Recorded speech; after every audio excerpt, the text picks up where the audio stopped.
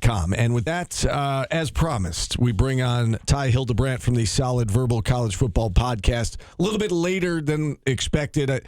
Ty, we apologize. I'm sure it's explained to you by now, but as we were about to hit the break, Jim Boeheim called us and tried to settle an argument we were having on the air, so we had to take that call. I think you understand. So appreciate you sliding back a few minutes here for us. Yeah, I mean, this is a Syracuse radio show, and I think Jim Boeheim takes preference over me. So it's all good. Thank you for the invite. It is a pleasure to be with you guys as usual.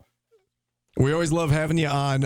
Let's start with, I guess, the big news from yesterday. And you being a Penn State follower, I feel like can speak to this better than anyone. What do you make of the fit between James Franklin and Virginia Tech? You think it's a good fit for both parties?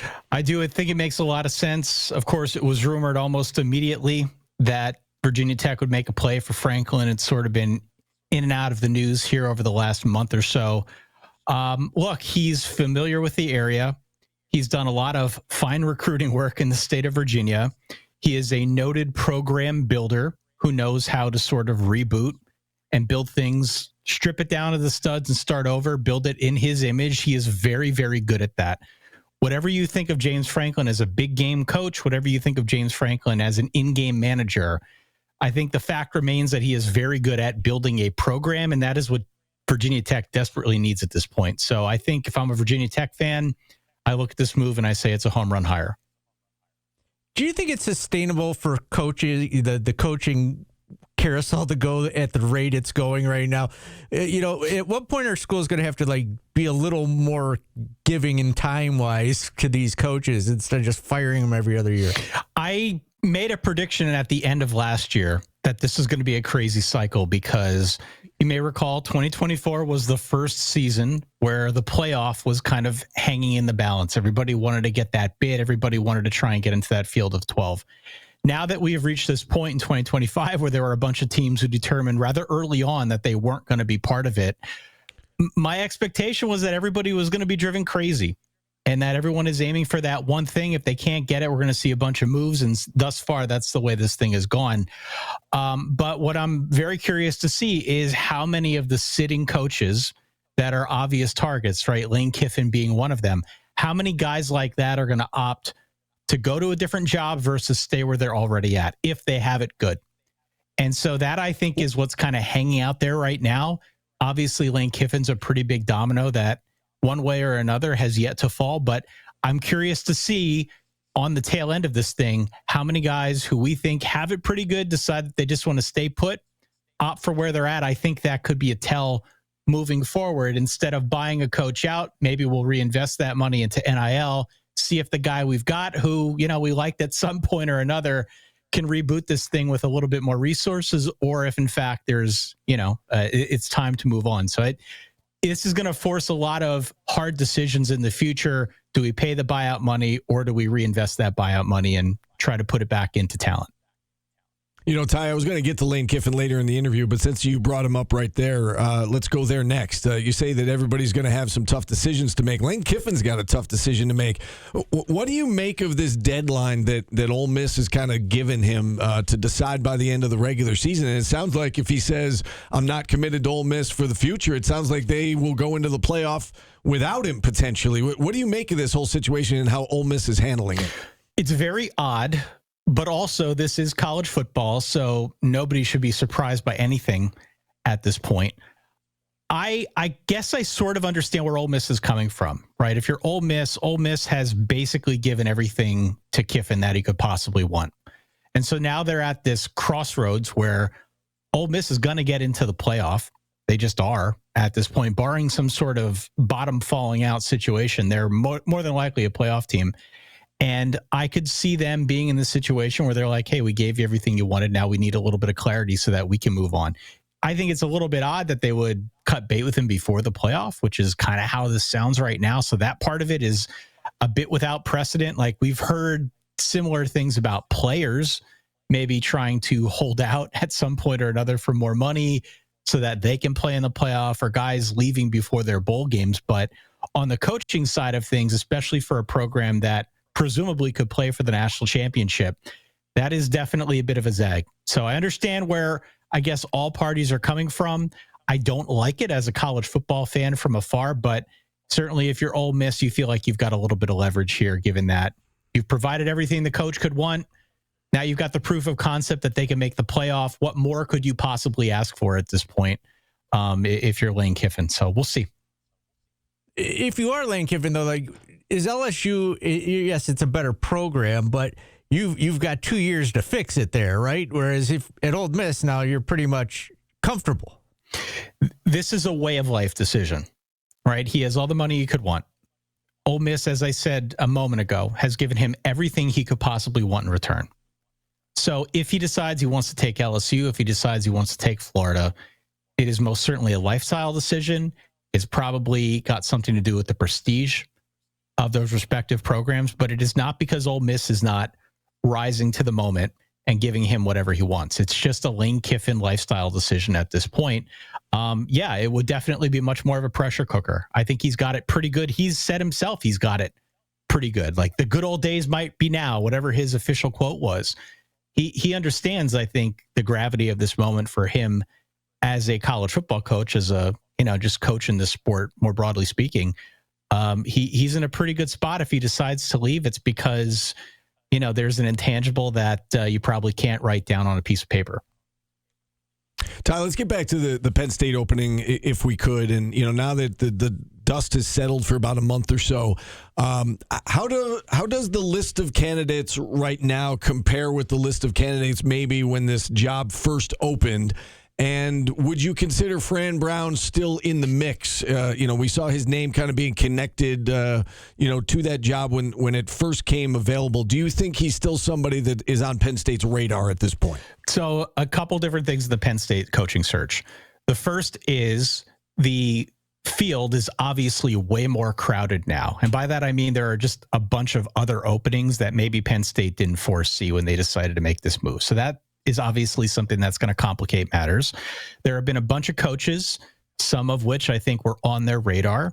Rule being one of them, Mike Elko being another, Jeff Brom, I believe, has signed an extension or is close to signing an extension. There is a rather long list of other potentials for Penn State that have since re-upped at their current spot. So that has made things a little bit more complicated. And from what I have heard lately, they are just casting a wide net.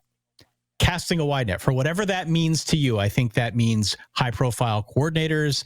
I do think that means some sitting coaches. I have not heard Fran Brown's name lately, but my hunch is that given some familiarity that he's got with Pat Kraft and Pat Kraft has with him, I'm sure they've at least had some conversations about whether Fran Brown would fit what they decide they want to build in State College. So to be honest with you, I think it could go one of 1,000 different directions. I honestly have no idea which way they're going to go with this thing. My initial thought was that it was going to be Matt Rule. Everybody was putting Matt Rule as like candidate one for Penn State, but given the fact that he re-upped with Nebraska, and by the way, he's re-upped at other places before he decided to leave and go elsewhere. I'm not saying that's going to happen here, but this seems like it's probably got all the makings of a rather unpredictable coaching search. And if a name were to emerge that nobody had coming back in, the early part of October, it shouldn't be a great surprise.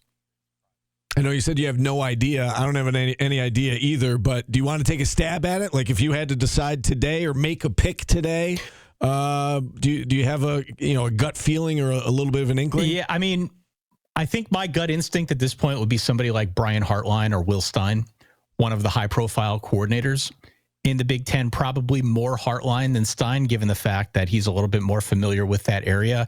Penn State has been at this point now for a couple years running where they just had a really hard time developing some of their offensive talent, right? They've done okay in the running back room, and they've done fine in terms of offensive line output, but they haven't had a solid receiving core in years. And I think we can look at what happened with Drew Aller as proof positive that they're still struggling to develop a quarterback. When was the last quarterback in State College that you looked at and you said, yeah, that guy's the real deal? It's been a minute. It really has. So I think that's probably where they're going to go. I think they're looking in terms of offense, somebody who they know can come in and excite the fan base by being a proven program builder or at least talent developer, let's say, on the offensive side of the ball. And I think Hartline would give them that. I brought up the name Fran Brown. If you are Syracuse, and you know how this year's going, right? They get off to a 3-1 start. They lose Steve Angeli to that Achilles injury. They're now staring at, most likely 4-8 at best. I don't see them beating Notre Dame this weekend, and maybe they can beat BC. If you're Syracuse, would you consider extending Fran Brown, given what he's shown these 2 years? 10-win season, had him 3-1 with a quarterback leading the country in passing yards, and then things went south after that. Or is it tough to extend a coach when it's looking like maybe a 4-8 season? It's tough to extend any coach right now, given the circumstances, because I don't think schools want to back themselves into a corner where there's like a large buyout that they would be on the hook for if things would go south. Now, I don't think that's the way things will go with Fran Brown. I don't believe that is his trajectory. I think it's far more likely that Fran Brown would go to another job than be outright fired at Syracuse. So maybe that risk is a little bit mitigated. What I think Fran Brown has done in his very short time at Syracuse is attract talent. He is getting talent in place. It was always going to be an uphill climb this year. The schedule was more difficult. There were a bunch of open questions. So I came on the air with you. We talked about some of those way back when. But I like what Fran Brown has done just in terms of attracting talent to the program, and I think that definitely has value. So if it's me, and if I can somehow ink an extension where we can keep him in town a little bit longer, maybe don't put ourselves on the hook for a large buyout or any kind of downside in that capacity, it's something I would absolutely consider because I like the guy. I came on with you guys and I said months ago now, weeks ago, whatever it was, after the Franklin move, that I would like Fran Brown in State College. I like Fran Brown a lot. I think he is perfect for what the modern version of college football looks like. Somebody who can go out there, who can attract talent, who people want to play for, who is obviously very passionate. You would certainly like to see more wins this season, but I like the guy. So if it's me, I would say let's look at it and let's see what we can do. One more Syracuse question for you, Ty. You look at next year, and Steve Angeli theoretically is going to be back healthy, and he will be the starter, Fran Brown said, when healthy. It's a more experienced team. You look at the schedule on paper anyway. At this point, it looks like a lighter schedule. What is the ceiling for Syracuse football next year? Could they be like a Georgia Tech or a Virginia from this year and be, in the mix for an ACC championship game appearance? Well, so let's bear in mind that there are a bunch of balls up in the air right now in the ACC, particularly on the coaching side. Virginia Tech just solved theirs as we talked through, but I think there's potential. There could be some other openings, ones that we don't know about quite yet. There's just a lot that remains to be seen. So what I'm looking for, I think, first and foremost on the Syracuse side, I think they've already established that they can put an offense out on the field when they're healthy. What I'm curious to see about is on the defensive side of the ball. What does that look like after another cycle through the transfer portal with Fran Brown? Are they able to kind of get a little bit more going on the defensive side? That, to me, would be the biggest indicator. If we come out of this thing on the other end, again, like let's talk in March about the talent that he has brought in, what the defense looks like moving forward. And if we feel better about that side of the ball, given that the schedule is, as you said, a little bit lighter, I don't know if I'd go as high as ACC championship, but definitely back to a bowl game, definitely back in contention for just being one of those teams that's a pain. We know that this team plays whistle to whistle and that the best of a Fran Brown team is one that doesn't give up.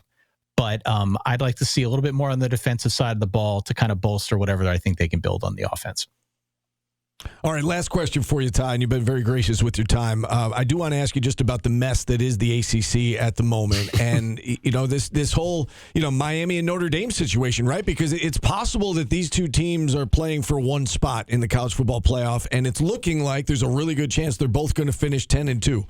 And of course, they did play each other way back when, and Miami won that game. A lot of people think Notre Dame's better, but Miami got the head-to-head win. If you're the committee, what do you make of the ACC and of the Miami-Notre Dame debate? Because if Miami doesn't get into the ACC title game, somebody else is going to get that automatic bid. What do you do with Miami and Notre Dame? Well, first off, Miami isn't going to get into the ACC title game. The odds of that are like 5%, so it's not impossible, but it's extraordinarily low. Their best pathway in is to have teams in front of them lose. We'll get probably a little bit more clarity on that this evening when the committee releases their next round of rankings. But I think what flies in the face of the Miami case here is the fact that they lost to two teams that were unranked.